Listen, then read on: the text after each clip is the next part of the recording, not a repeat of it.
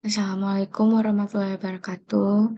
Jadi hari ini saya akan menjelaskan tentang quality concept pada chapter 9 dari bukunya Pressman. Ya, quality concept. Jadi pada tahun 1990-an, perusahaan-perusahaan besar itu menyadari bahwa miliaran dolar setiap tahun dihabiskan untuk perangkat lunak yang tidak memberikan fitur dan fungsi yang dijanjikan. Lebih buruk lagi, pemerintah maupun industri menjadi semakin khawatir bahwa kesalahan perangkat lunak besar dapat melumpuhkan infrastruktur penting dengan biaya puluhan miliar lebih. Apa itu quality concept? Kita harus tahu kualitas ketika kita melihat, namun eh, ketik namun itu bisa menjadi hal yang sulit untuk didefinisikan. Untuk perangkat lunak komputer, kualitas adalah sesuatu yang harus kita definisikan dan itulah yang akan kita lakukan. Siapa yang melakukannya? Yang melakukannya itu adalah eh, para ahli perangkat lunak, manajer, dan semua pemangku kepentingan yang terlibat dalam proses perangkat lunak bertanggung jawab atas kualitas. Jadi semuanya eh, akan bertanggung jawab. Terus kenapa ini tuh penting? Karena jika tim perangkat lunak menekankan kualitas dalam semua aktivitas, rekayasa perangkat lunak mengurangi jumlah pengerjaan ulang harus dilakukan dan menghasilkan biaya yang lebih rendah. Dan banyak lagi yang penting, meningkatkan waktu ke pasar dan lain-lain. Langkah-langkahnya untuk mencapai kualitas tinggi perangkat lunak, 4 kegiatan harus terjadi. Terbukti proses dan praktik rekayasa perangkat lunak, manajemen proyek yang solid, komprehensif, kontrol kualitas, dan keberadaan kualitas infrastruktur penjaminan. Produk kerjanya itu perangkat lunak itu memenuhi kebutuhan pelanggannya. Mereka secara akurat dan andal, serta memberikan nilai bagi semua yang menggunakan. Bagaimana cara memastikan bahwa apa yang kita lakukan itu sudah benar? Lacak kualitas dengan memeriksa hasil semua kegiatan kontrol kualitas dan mengukur kualitas dengan memeriksa kesalahan sebelum pengiriman dan cacat dirilis ke lapangan. Ringkasnya itu, setiap organisasi perangkat lunak dihadapkan pada dilema kualitas perangkat lunak. Intinya, semua orang ingin membangun sistem kualitas yang tinggi, tetapi waktu dan upaya yang diperlukan untuk menghasilkan perangkat lunak yang sempurna tidak tersedia di dunia yang digerakkan oleh pasar. Pertanyaannya menjadi, haruskah kita membangun perangkat lunak yang cukup baik? Meskipun banyak perusahaan melakukan hal itu, ada kerugian signifikan yang harus dipertimbangkan. Terlepas dari pendekatan dipilih, kualitas memang memiliki biaya yang dapat didiskusikan dalam pencegahan, penilaian, dan kegagalan. Biaya pencegahan termasuk semua tindakan rekayasa perangkat lunak yang dirancang untuk mencegah kerusakan sejak awal. Biaya penilaian dikaitkan dengan tindakan yang menilai produk kerja perangkat lunak untuk menentukan kualitasnya. Biaya kegagalan mencakup harga kegagalan internal dan efek eksternal yang ditimbulkan oleh kualitas yang buruk. Kualitas perangkat lunak dicapai melalui penerapan metode rekayasa perangkat lunak, praktik manajemen yang solid, dan kontrol kualitas yang komprehensif. Semuanya didukung oleh infrastruktur penjaminan kualitas perangkat lunak dalam bab-bab berikutnya. Kontrol kualitas dan jaminan dibahas secara rinci. Selanjutnya kita akan membahas ke eh, chapter 20.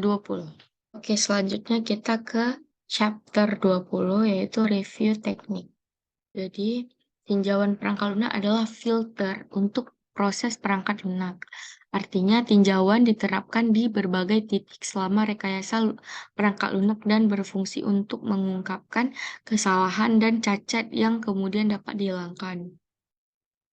Ulasan perangkat lunak memurnikan produk kerja rekayasa perangkat lunak termasuk persyaratan dan model desain, kode, dan data pengujian. Apa itu?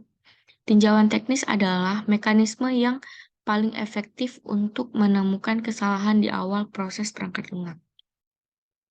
Siapa yang melakukannya? Itu adalah para ahli perangkat lunak. Untuk para ahli perangkat lunak untuk melakukan tinjauan teknis, tinjauan sejawat dengan kolega mereka. Mengapa itu penting? Karena jika menemukan kesalahan di awal proses akan lebih murah untuk memperbaikinya. Selain itu, kesalahan memiliki cara untuk memperkuat saat proses berlangsung. Jadi, kesalahan yang relatif kecil yang tidak ditangani di awal proses dapat diperbesar menjadi serangkaian kesalahan besar di kemudian hari dalam proyek. Terakhir, tinjauan menghemat waktu dengan mengurangi jumlah pengerjaan ulang yang diperlukan di akhir proyek. Apa langkah-langkahnya? Pendekatan kita ini termasuk ulasan akan bervariasi tergantung pada tingkat formalitas yang kita pilih. Secara umum, 6 langkah digunakan meskipun tidak semua digunakan untuk setiap jenis review. Yang pertama ada perencanaan, persiapan, penataan pertemuan, mencatat kesalahan, melakukan koreksi, dilakukan di luar review, dan terakhir memverifikasi bahwa koreksi telah dilakukan dengan benar. Apa produk kerjanya itu? Keluaran dari tinjauan adalah daftar masalah atau kesalahan yang telah terungkap. Selain itu, status teknis produk kerja juga ditunjukkan. Bagaimana bisa kita pastikan bahwa apa yang kita lakukan itu benar adalah yang pertama, pilih jenis tinjauan yang sesuai dengan budaya pengembangan kita. Terus ikuti pedoman yang mengarah pada tinjauan ulang yang sukses.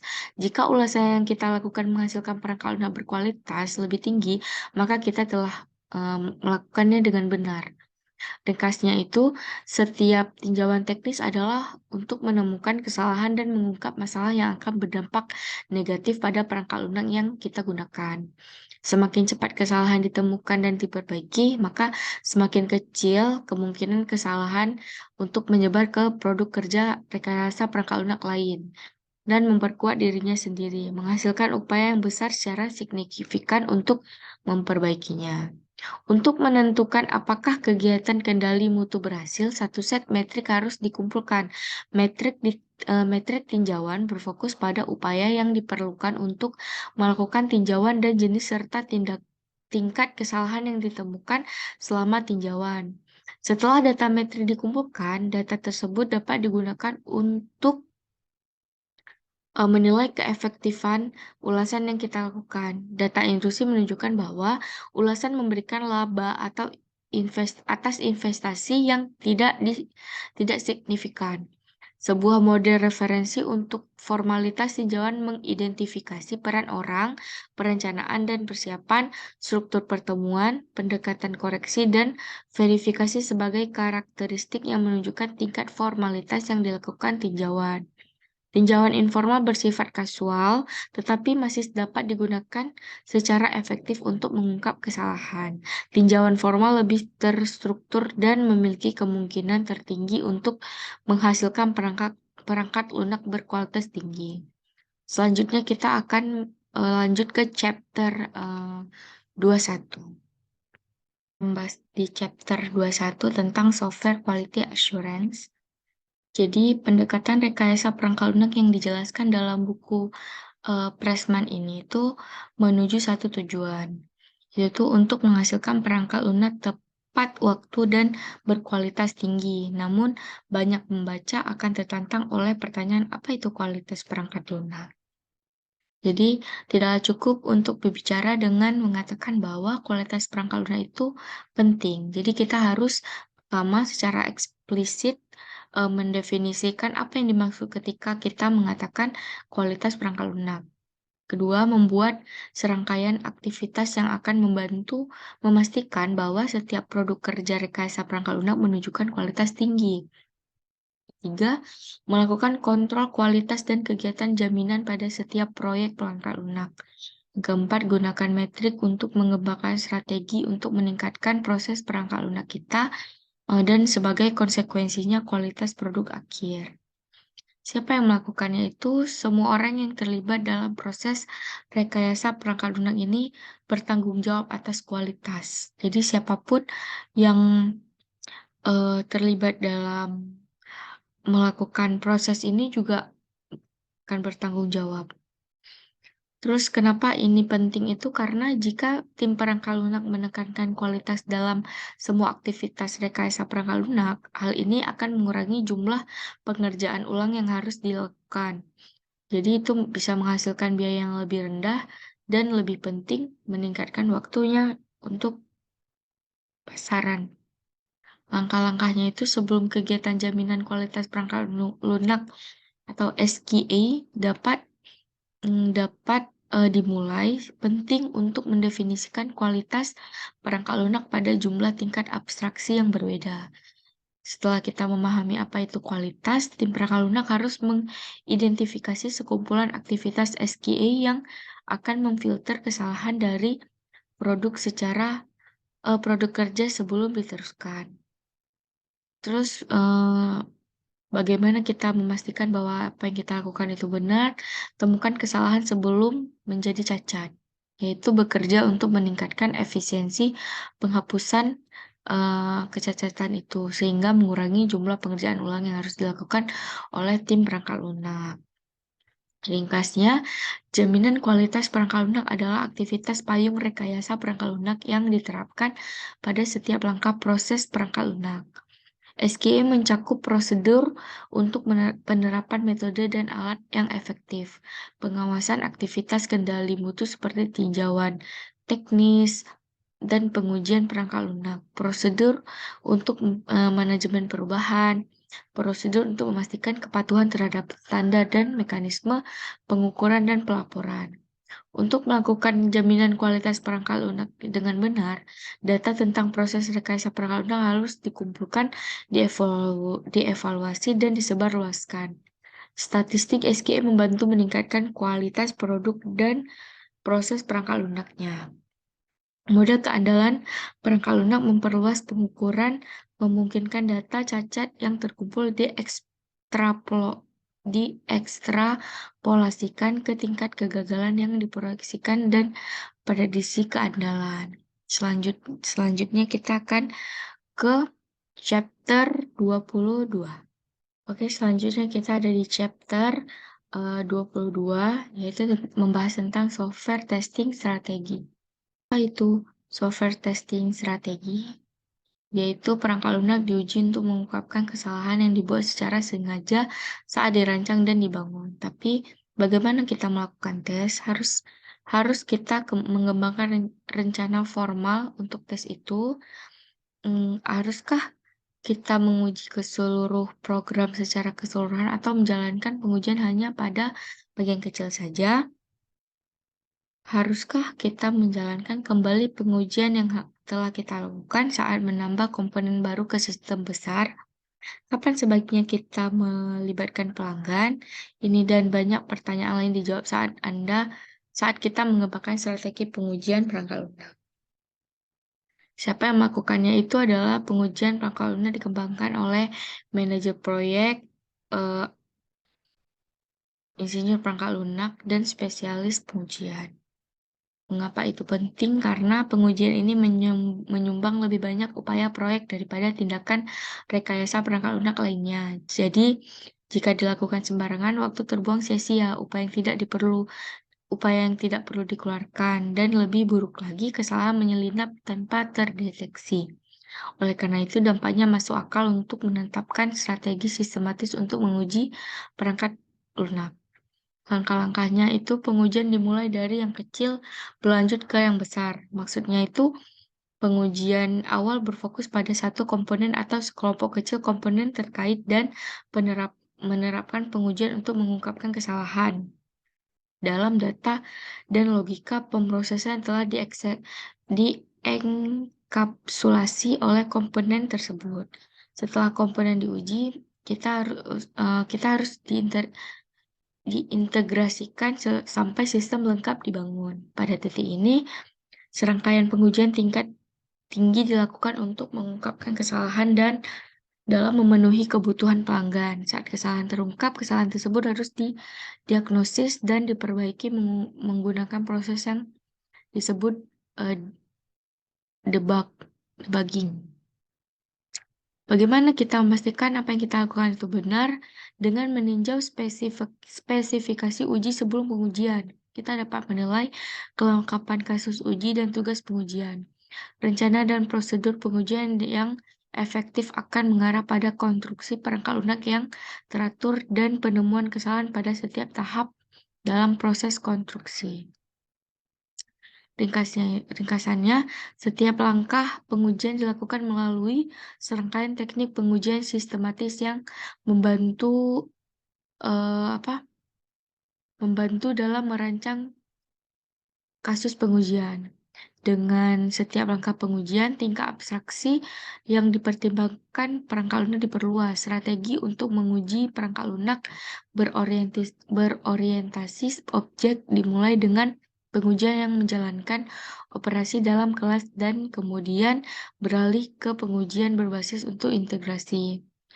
UTAS adalah kumpulan kelas merespon input dan peristiwa. Gunakan tes berbasis fokus pada kelas yang tidak banyak berkolaborasi dengan kelas lain. Web dan mobile apps diuji dengan cara sama seperti sistem UU, namun pengujian dirancang untuk menjalankan konten, fungsionalitas antarmuka, navigasi, dan aspek lain dan dari kinerja dan keamanan aplikasi. Mobile apps memerlukan pendekatan pengujian khusus yang berfokus pada pengujian aplikasi di beberapa perangkat dan lingkungan jaringan dunia nyata. Tidak seperti pengujian aktivitas terencana dan sistematis, debugging dapat dilihat sebagai seni. Dimulai dengan indikasi gejala masalah, aktivitas debug harus melacak penyebab kesalahan dari sekian banyak sumber daya yang tersedia selama debugging, dan selama yang paling berharga adalah nasihat dari anggota lain dari staf rekayasa perangkat lunak.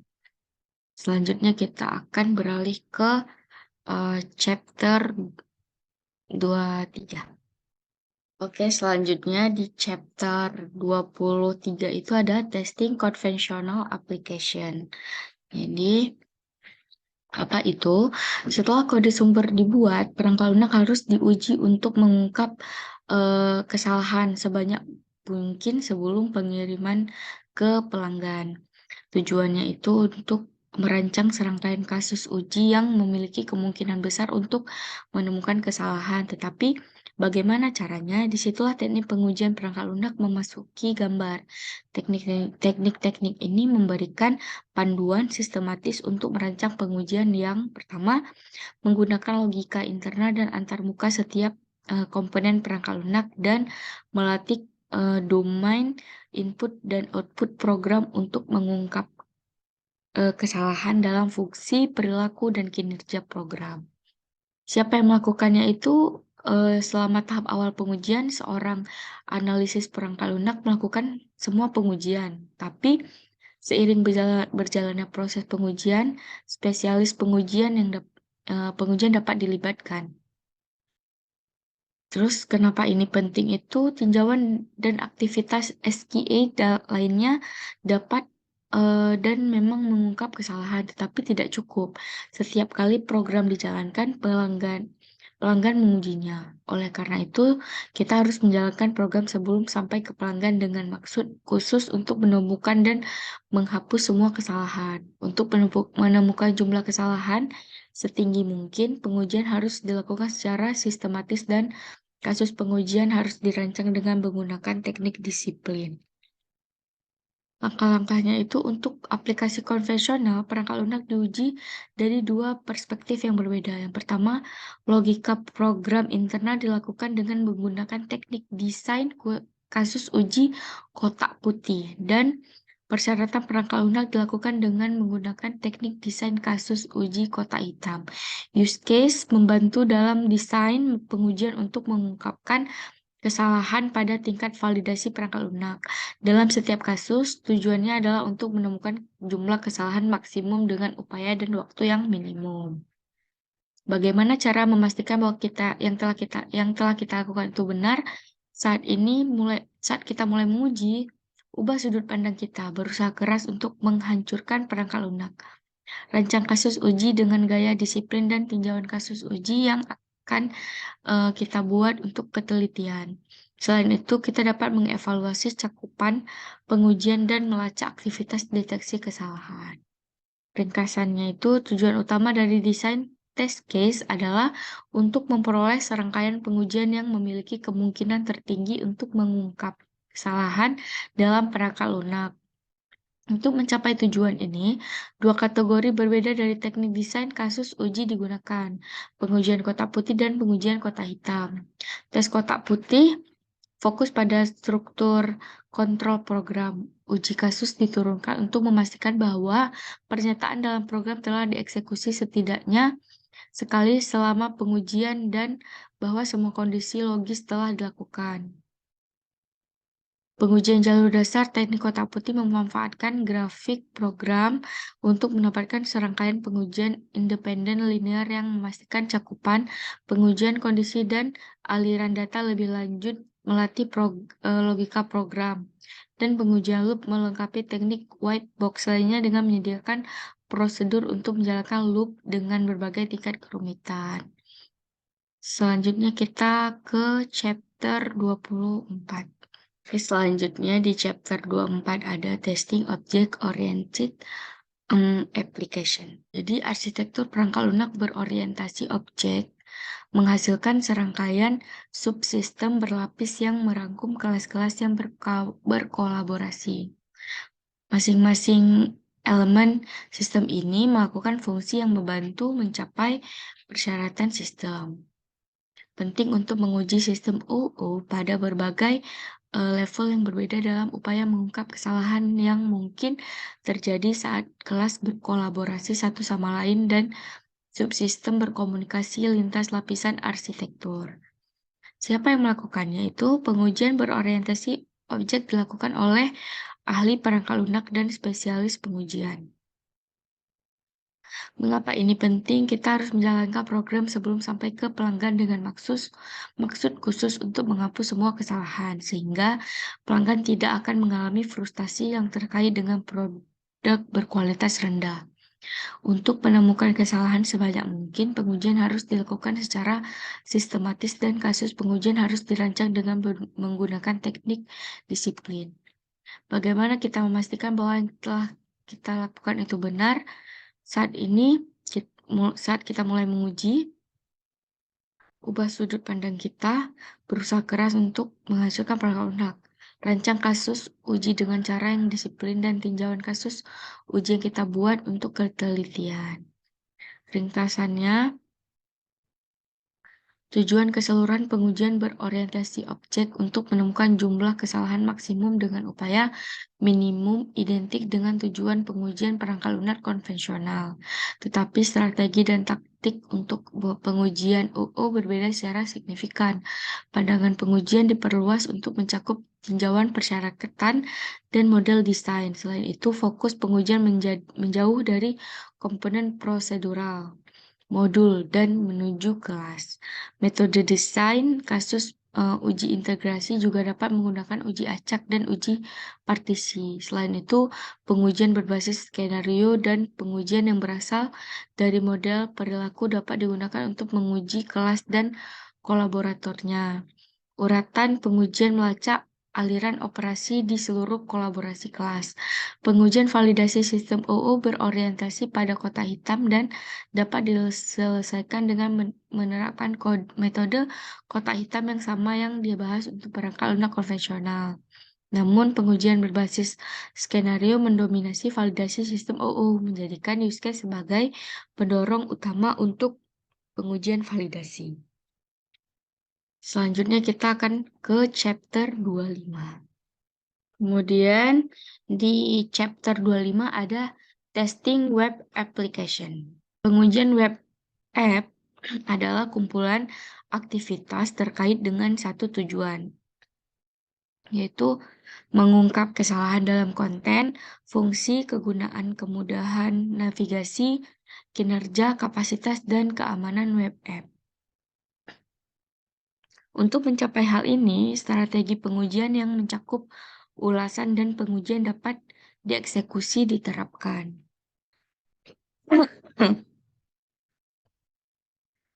Mengapa ini penting? Jika pengguna akhir menemukan kesalahan yang menggoyahkan kepercayaan mereka pada web app, mereka akan pergi ke tempat lain untuk mendapatkan konten dan fungsi yang mereka butuhkan. Web app akan gagal. Untuk alasan ini, kita harus bekerja untuk menghilangkan kesalahan sebanyak mungkin sebelum web app online. Apa langkah-langkahnya? Langkah-langkahnya itu proses pengujian web app dimulai dengan berfokus pada aspek web app yang terlihat oleh pengguna dan berlanjut ke pengujian yang menggunakan teknologi dan infrastruktur.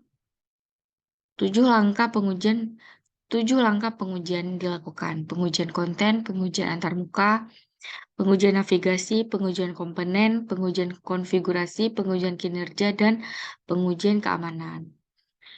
Untuk memastikan bahwa yang telah kita lakukan itu benar, meskipun kita tidak pernah yakin bahwa apa yang kita lakukan setiap pengujian itu diperlukan, tapi kita dapat yakin bahwa pengujian telah menemukan kesalahan, dan kesalahan tersebut telah diperbaiki. Selain itu, jika kita telah membuat rencana pengujian, maka dapat, memeriksa untuk memastikan bahwa semua pengujian yang direncanakan telah dilakukan.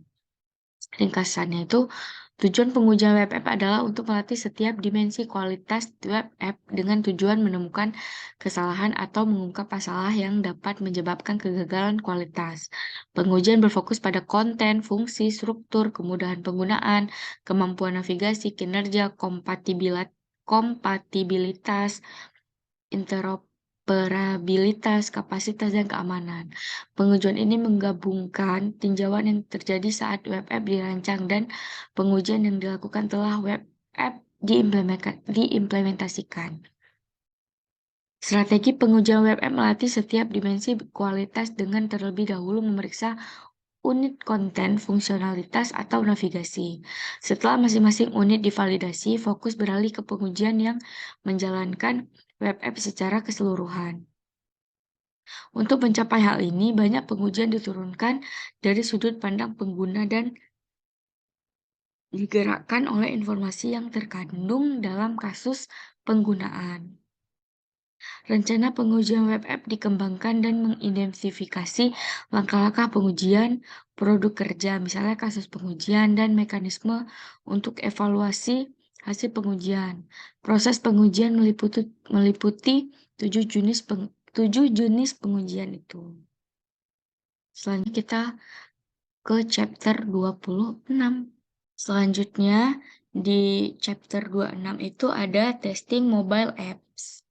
Apa itu? Pengujian mobile app adalah kumpulan aktivitas terkait dengan satu tujuan, mengungkap kesalahan dalam konten, fungsi, kemampuan penggunaan, kemudahan navigasi, kinerja, kapasitas, dan keamanan mobile app.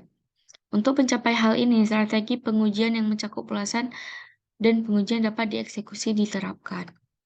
Mengapa itu penting? Karena jika pengguna akhir mengalami kesalahan atau kesulitan dalam mobile app, mereka akan pergi ke tempat lain untuk mendapatkan konten dan fungsi yang personalisasi yang mereka butuhkan. Untuk apa itu? Kita harus bekerja untuk menemukan memperbaiki kesalahan sebanyak mungkin sebelum mobile app ditetapkan di App Store atau repositori. Langkah-langkahnya itu, proses pengujian mobile app dimulai dengan berfokus pada aspek mobile app yang terlihat oleh pengguna dan berlanjut ke pengujian teknologi dan infrastruktur. Beberapa langkah pengujian dilakukan pengujian konten, antarmuka, navigasi, komponen, konfigurasi, kinerja, dan pengujian keamanan. Terus, meskipun kita tahu bahwa kita yakin juga apa yang kita lakukan itu, pengujiannya itu diperlukan, kita yakin bahwa pengujian telah menemukan kesalahan. Selain itu, jika kita telah membuat rencana pengujian, kita dapat memeriksa atau memastikan bahwa semua pengujian direncanakan telah kita lakukan. Tujuan pengujian mobile app adalah untuk melatih setiap dimensi kualitas mobile app dengan tujuan untuk menemukan kesalahan atau mengungkap masalah yang dapat menyebabkan kegagalan kualitas. Pengujian ini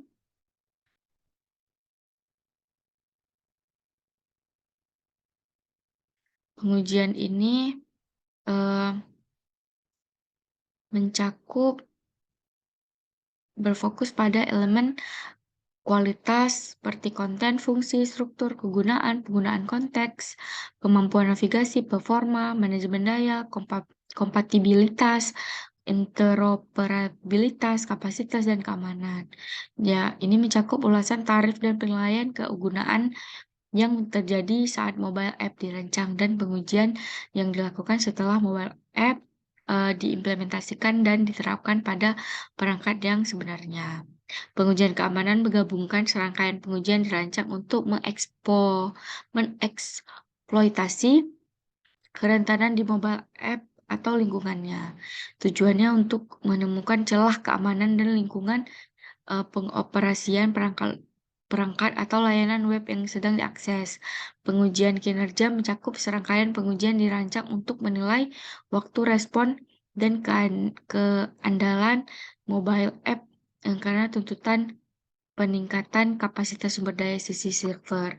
Terakhir, pengujian mobile app harus mengatasi masalah kinerja seperti penggunaan daya, kecepatan pemrosesan, keterbatasan memori, kemampuan untuk memulihkan dari kegagalan dalam masalah konektivitas. Selanjutnya, kita ke chapter 27 ada security engineering. Jadi, dengan menggunakan analisis ancaman, kita dapat menentukan kontrol yang diperlukan untuk mengurangi paparan yang dihasilkan saat serangan mengeksploitasi kerentanan sistem. Keamanan adalah prasyarat penting untuk faktor kualitas perangkat lunak seperti integritas, ketersediaan, keandalan, dan keamanan. Mengapa ini penting? Karena setiap teknologi yang muncul membawa kekhawatiran baru tentang privasi pengguna dan potensi kehilangan atau pencurian informasi berharga. Keamanan bukan hanya menjadi perhatian orang-orang yang mengembangkan perangkat lunak untuk militer, pemerintah, atau badan kesehatan. Saat ini keamanan harus menjadi perhatian eh, setiap ahli perangkat lunak yang memiliki sumber daya klien untuk dilindungi. Langkah-langkahnya itu pertama, aset sistem diidentifikasi dan paparan kerugian akibat pelanggaran keamanan yang ditentukan. Arsitektur sistem kemudian dimodelkan pada level komponen. Selanjutnya, spesifikasi persyaratan keamanan dan rencana mitigasi risiko dibuat. Saat sistem dibangun, jaminan keamanan dibentuk sebelumnya dan berlanjut selama proses perangkat lunak. Bagaimana memastikan bahwa yang telah kita lakukan itu benar? Gunakan bukti yang dihasilkan dari tinjauan keamanan, inspeksi, dan hasil pengujian dan sajikan sebagai kasus keamanan yang memungkinkan pemangku kepentingan sistem menilai tingkat kepercayaan mereka bahwa sistem melindungi asetnya dan menjaga privasi pemangku kepentingan. Ringkasannya itu, rekayasa keamanan perangkat lunak berkaitan dengan pengembangan perangkat lunak yang melindungi aset yang dikelola dari ancaman. Ancaman mungkin melibatkan serangan yang mengeksploitasi kerentanan sistem untuk mengkompromikan kerahasiaan, integritas, atau ketersediaan layanan data sistem. Manajemen risiko keamanan berkaitan dengan menilai dampak dari kemungkinan ancaman dan menurunkan persyaratan keamanan untuk meminimalkan kerugian kritis. Desain untuk keamanan melibatkan pembuatan arsitektur sistem yang menimbulkan pengenalan kerentanan yang diketahui. Ahli perangkat lunak harus menggunakan teknik untuk mencegah serangan, menolak serangan, dan pulih dari serangan sebagai sarana untuk mengurangi dampak kerugian. Selanjutnya kita beralih ke chapter 28. Jadi, sekarang kita sudah sampai di chapter 28, yaitu Formal Modeling and Verification. Dua metode rekayasa perangkat lunak tingkat lanjut, rekayasa perangkat lunak ruang bersih, dan metode formal membantu tim perangkat lunak untuk melakukan dengan benar pada kali pertama. dengan menyediakan pendekatan berbasis matematis untuk pemodelan program dan kemampuan untuk memverifikasi bahwa model tersebut benar. Rekayasa perangkat lunak clean room menekankan verifikasi matematis kebenaran sebelum konstruksi program dimulai dan sertifikasi keandalan perangkat lunak sebagai bagian dari aktivitas pengujian. Metode formal menggunakan teori himpunan dan notasi logika untuk membuat pernyataan fakta yang jelas dapat dianalisis untuk meningkatkan atau bahkan membuktikan kebenaran dan konsistensi. Intinya, untuk kedua metode ini adalah pembuatan perangkat lunak dengan tingkat kegagalan yang sangat rendah. Mengapa ini penting? Karena kesalahan menciptakan kerja ulang. Pengerjaan ulang membutuhkan waktu dan meningkatkan biaya. Bukankah menyenangkan jika kita dapat secara dramatis mengurangi jumlah kesalahan atau bug yang diperkenalkan saat perangkat lunak dirancang dan dibangun? Itulah premis pemodelan dan verifikasi formal. Langkah-langkahnya itu persyaratan dan model desain dibuat menggunakan notasi khusus yang sesuai dengan verifikasi matematis. Rekayasa perangkat lunak clean room menggunakan representasi struktur kotak yang merangkum sistem atau beberapa aspek dari sistem pada tingkat abstraksi tertentu. Verifikasi kebenaran diterapkan setelah desain struktur kotak selesai. Setelah kebenaran telah diverifikasi untuk setiap struktur kotak, pengujian penggunaan statistik dimulai. Metode formal menerjemahkan persyaratan perangkat lunak menjadi representasi yang lebih formal dengan menerapkan notasi dan heuristik himpunan untuk mendefinisikan invarian data, status, dan operasi untuk fungsi sistem. Ringkasan, rekayasa perangkat lunak clean room adalah pendekatan formal untuk pengembangan perangkat lunak yang dapat menghasilkan perangkat lunak yang memiliki kualitas sangat tinggi. Ini menggunakan spesifikasi struktur kotak untuk analisis dan pemodelan desain yang menekankan verifikasi kebenaran daripada pengujian. Sebagai mekanisme utama untuk menemukan dan menghilangkan kesalahan. Pengujian penggunaan statistik diterapkan untuk mengembangkan informasi tingkat kegagalan yang diperlukan untuk mengesahkan keandalan perangkat lunak yang dikirimkan. Catatan kesalahan yang dihasilkan digabungkan dengan model pengambilan sampel, komponen, dan sertifikasi untuk memungkinkan perhitungan matematis dari keandalan yang diproyeksikan untuk komponen perangkat lunak. Metode formal menggunakan fasilitas deskriptif, teori himpunan, dan notasi logika untuk memungkinkan perekayasa perangkat lunak membuat pernyataan fakta persyaratan yang jelas. Selanjutnya kita ke chapter 29. Sekarang ada di chapter 29 yang itu membahas tentang software configuration management. Saat kita membangun perangkat lunak komputer, perubahan terjadi. Dan karena itu terjadi, kita perlu mengelolanya secara efektif. Manajemen konfigurasi perangkat lunak SCM, juga disebut manajemen perubahan, adalah serangkaian kegiatan dirancang untuk mengelola perubahan dengan mengidentifikasi produk kerja yang cenderung berubah, membangun hubungan di antara mereka, mendefinisikan mekanisme untuk mengelola berbagai versi. Produk kerja mengendalikan perubahan yang dipaksakan dan mengaudit dan melaporkan perubahan yang dilakukan. Kenapa itu penting? Karena jika kita tidak mengontrol perubahan,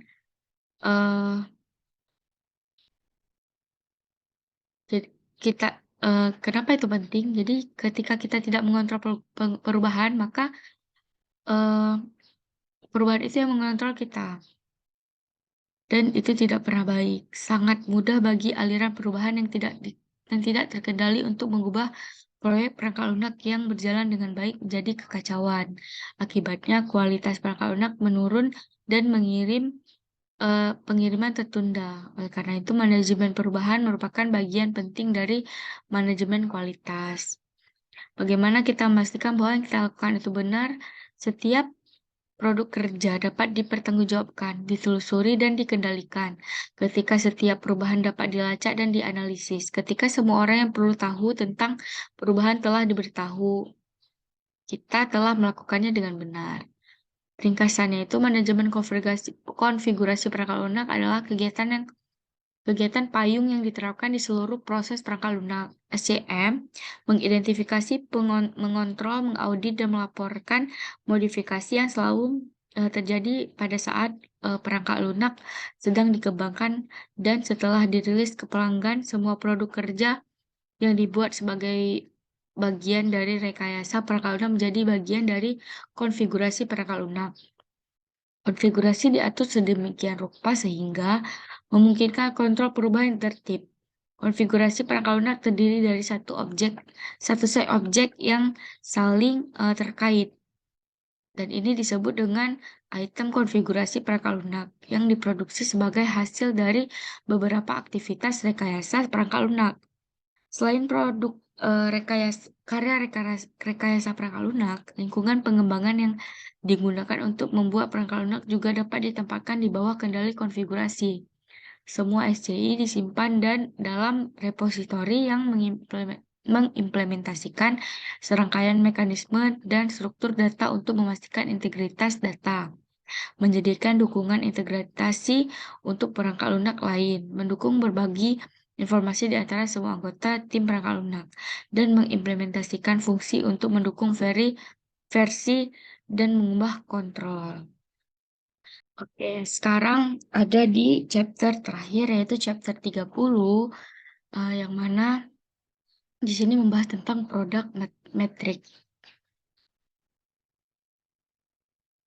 Jadi sesuai sifatnya, teknik adalah disiplin kuantitatif. Metrik produk membantu ahli perangkat lunak mendapatkan wawasan tentang desain dan konstruksi perangkat lunak yang mereka bangun dengan berfokus pada atribut spesifik dan terukur dari produk kerja rekayasa perangkat lunak. Dan selalu ada unsur kualitatif dalam pembuatan perangkat lunak komputer. Masalahnya adalah kualitatif sebagai sesi mungkin tidak cukup. Kita memerlukan kriteria objektif untuk membantu memandu desain data, arsitektur, antarmuka, dan komponen. Saat menguji, kita memerlukan panduan kuantitatif yang akan membantu dalam pemilihan kasus uji dan targetnya.